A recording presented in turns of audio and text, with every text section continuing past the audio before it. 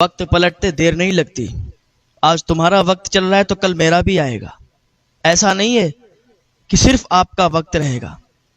وقت یوں گزر جاتا ہے کہ پتہ نہیں چلتا.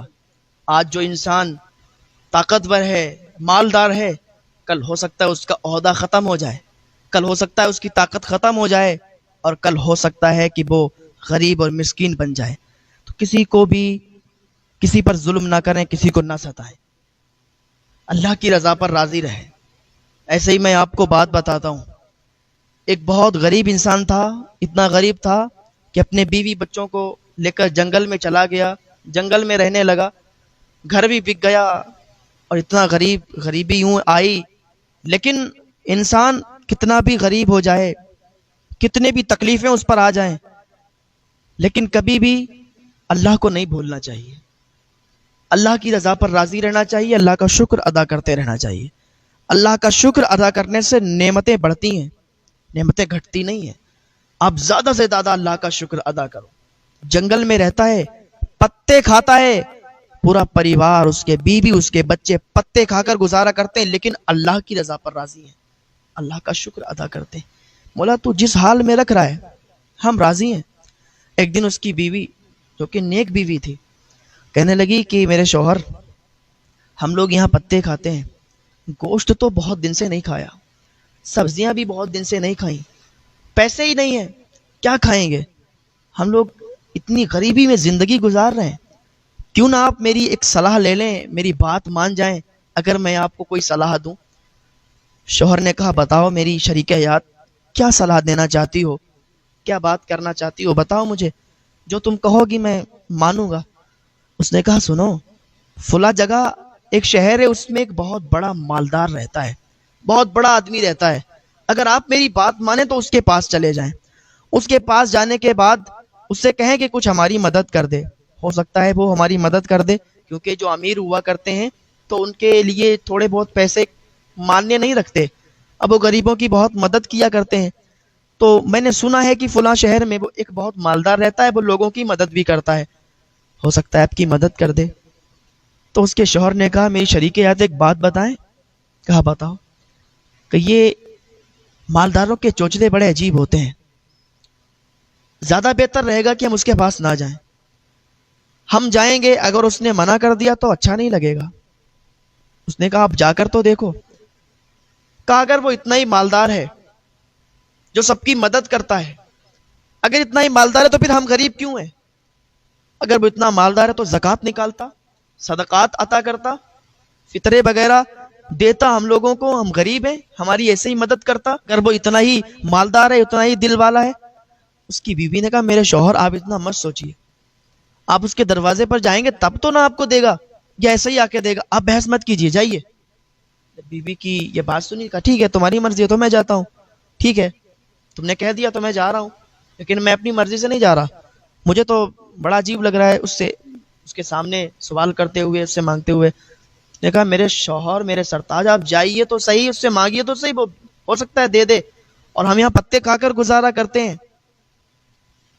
اتنا تو ہو جائے گا کہ ہم ایک ٹائم گوشت سے روٹی کھا لیں گے، سالن سے روٹی کھا لیں گے، پتوں سے تو نہیں کھانا پڑے گا. ٹھیک ہے جا رہا ہوں. اس نے کہا. وہ شہر پہنچا، جانے کے بعد اسی مالدار انسان کے دروازے پر پہنچ گیا. دروازہ کھلا ہوا تھا اور مالدار انسان وہاں پر نہیں تھا، موجود نہیں تھا، کوئی نہیں تھا، بس دروازہ کھلا تھا اور 4-5 کتے وہاں پر بیٹھے ہوئے تھے اور کچھ کھا رہے تھے.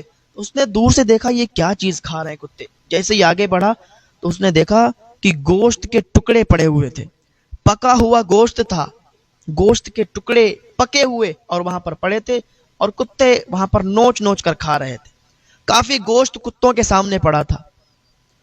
اس نے دیکھا تو اس کی چیخ نکل گئی کہ ہمارے بیوی بچے اور ہم پتے کھا کے گزارا کرتے ہیں، مالداروں کے کتے بھی یہاں گوشت کھا رہے ہیں. جیسے اس نے کتوں کو گوشت کھاتے ہوئے دیکھا تو کتوں کی طرف بڑھا. دل کیا کہ ان کے ساتھ بیٹھ کر پہلے میں بھی کھا لوں.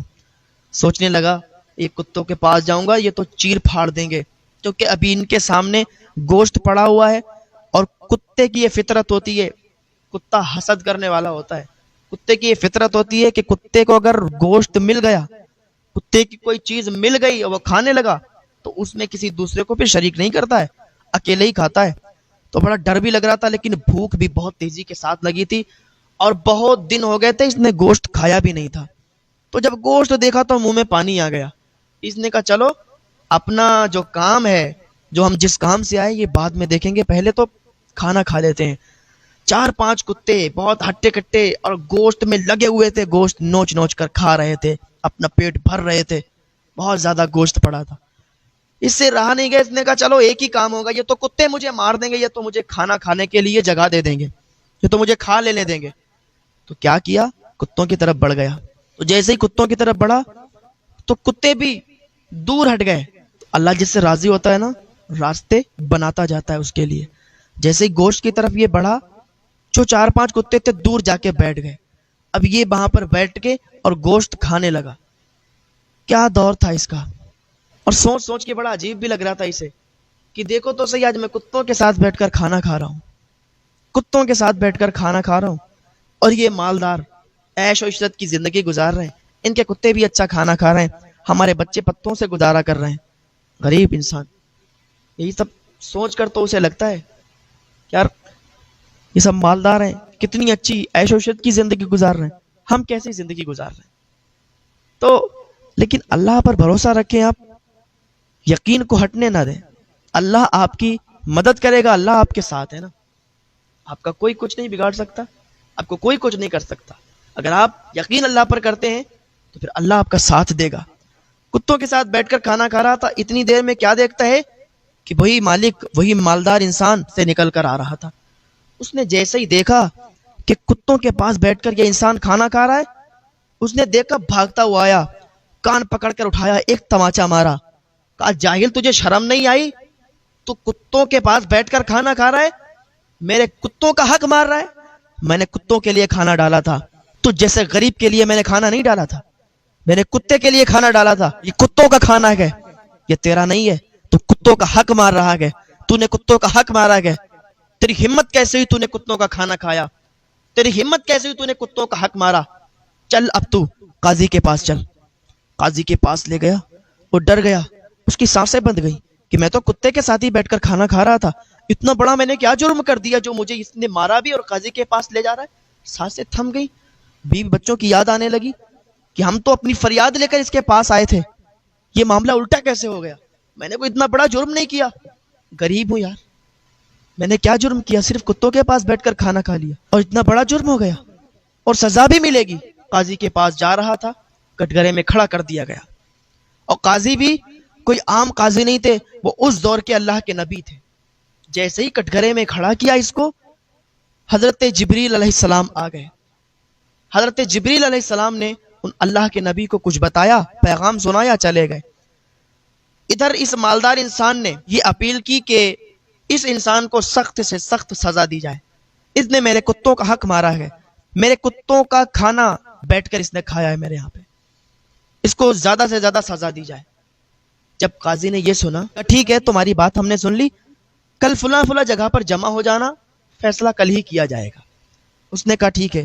اب یہ بہت بے چین ہے، کل کیا کیا جائے گا، کیونکہ اس دور میں بہت جلد ہاتھ بھی کاٹ دیے جاتے تھے، سزائیں بہت تگڑی ملا کرتی تھی۔ اب یہ ڈر رہا تھا، اسے اپنی بیوی بچوں کی یاد آ رہی تھی، اور سوچ رہا تھا کہ میں نے اپنی بیوی کو سمجھایا تھا، بتایا تھا کہ امیر لوگوں کے چوچلے بہت غلط ہوتے ہیں، مجھے مت بھیجو، لیکن میری بیوی پیچھے پڑ گئی، مانتی نہیں میری کوئی بات۔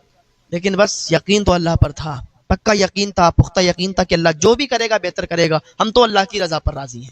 دوسرا دن ہوا، لوگ جمع ہو گئے، لوگ آ گئے، حضرت جبریل علیہ السلام آئے، وہی لے کے اللہ کا پیغام سنایا، چلے گئے۔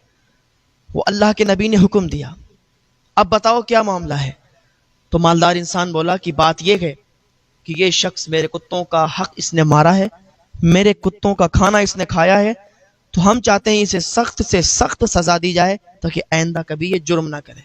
اللہ کے نبی نے کہا کہ اتنی چھوٹی بات ہے، کھانا بھی کھایا ہے لیکن کتوں کے ساتھ بیٹھ کر، تمہیں شرم نہیں آتی؟ تم ذرا سی بات کو لے کر اور عدالت میں آئے ہو کہ تمہارے کتوں کے ساتھ اگر بیٹھ کر اس نے کھانا کھا لیا تو تم اسے جرم سمجھتے ہو، چلو اسے معاف کر دو۔ کہا نہیں، معاف نہیں کروں گا، آپ قاضی صاحب ہیں، آپ حکم سنائیں، سزا دیں اسے، اس نے میرے کتوں کا حق مارا ہے۔ ان اللہ کے نبی کو جلال آ گیا، کہنے لگے معاف نہیں کرو گے؟ کہ نہیں معاف کریں گے۔ کہا سنو، تمہاری جتنی دولت ہے نا، تمہارا جتنا بھی پیسہ ہے اور تمہارا جو بھی محل ہے، تمہارا نہیں ہے، اسی انسان کا ہے۔ اس انسان نے جب اتنا سنا، اسے بھی عجیب لگا اور اسے بھی عجیب لگا جو مالدار تھا، یہ کیسے ہو سکتا ہے؟ لگ رہا ہے قاضی صاحب ابھی مذاق کر رہے ہیں۔ تو ان اللہ کے نبی نے کہا کہ کوئی مذاق نہیں چل رہا ہے، بالکل سیریس بات ہو رہی ہے۔ تو اسی کا غلام ہے، تیری ساری دولت اسی کی ہے، تیرا سارا مال اسی کا ہے، اور بول تو معاف نہیں کرے گا؟ چل ٹھیک ہے، اب فیصلہ ہی ہوگا۔ اس نے کہا دیکھو قاضی صاحب، آپ فیصلہ کرو، یہاں پر کوئی بچوں کا کھیل نہیں چل رہا ہے، اس نے میرے کتوں کا حق مارا ہے، اسے سزا دی جائے، اور آپ ایسا کر نہیں رہے، آپ عدالت کو الجھا رہے ہیں، آپ فیصلہ غلط سنا رہے ہیں۔ اس نے کہا فیصلہ غلط سنا رہے ہیں؟ سنو میں تمہیں کیا بتانے والا ہوں۔ کہا بتاؤ کیا بتانے والے ہو؟ کہا اس کے باپ کو جانتے ہو؟ کہا میں نہیں جانتا۔ کون ہے اس کا باپ؟ کہا جو تیرا آقا تھا، جو تیرا مالک تھا، اپنے مالک کو جانتا ہے جس کو تو نے قتل کیا تھا۔ ایک دن بھری دوپہری تھی، اس کا باپ اور تیرا مالک، تیرا آقا، بہت زیادہ مال لے کر اونٹوں پر سوار کر کے اور جا رہے تھے، تم اور وہ دونوں اکیلے تھے، تمہارے ساتھ اور کوئی نہیں تھا، مال بہت زیادہ تھا، تیری نیت بگڑی، تو نے سوچا کہ مال زیادہ ہے، بازار میں لے جا کر اسے فروخت کر کے اور اس کو یہیں پر مار کر کے سارے مال پر قبضہ کر لیں گے اور سارا مال اپنا ہوگا، سارا محل اپنا ہوگا، ہر چیز اپنی ہوگی۔ تو نے اس کے باپ کو مارا تھا، اس کے باپ کو قتل کیا تھا، یاد آیا کچھ؟ جب اتنا اس نے سنا تو اس کے پسینے چھوٹنے لگے، پسینہ پہنچنے لگا کہ آپ یہ کیا کہہ رہے ہو؟ آپ غلط کہہ رہے ہو، آپ عدالت کو الجھا رہے ہو، ایسا کچھ نہیں ہے۔ کہ ایسا نہیں ہے؟ اللہ کے نبی نے کہا جھوٹ بولتا ہے۔ جب سخت آواز میں اللہ کے نبی نے کہا جھوٹ بولتا ہے، تو ظالم ہے، تو قاتل ہے، اور تیرے مال، تیرا بنگلہ، تیرے محل کوئی بھی تیرا نہیں ہے، سب اسی انسان کا ہے جو کہ غریب ہے۔ اتنا جب سنا تو پسینے چھوٹنے لگے۔ پھر انہوں نے حکم دیا، اس غریب انسان کو کہا کہ تو تلوار اٹھا اور اس کو اپنے ہاتھوں سے مار دے، کیونکہ اللہ کا ترازو صرف انصاف کرتا ہے۔ اس غریب انسان نے تلوار اٹھائی، اس کا سر دھڑ سے الگ کر دیا، اس کو قتل کر دیا، اور جتنے بھی اس کے محل تھے، جتنے بھی اس کی دولت تھی، سب اس کی ہو گئی۔ اب دیکھیں اللہ تعالیٰ نے انصاف کیا اور جس کی دولت تھی اس کے حوالے اس کو کر دی۔ تو انسان کو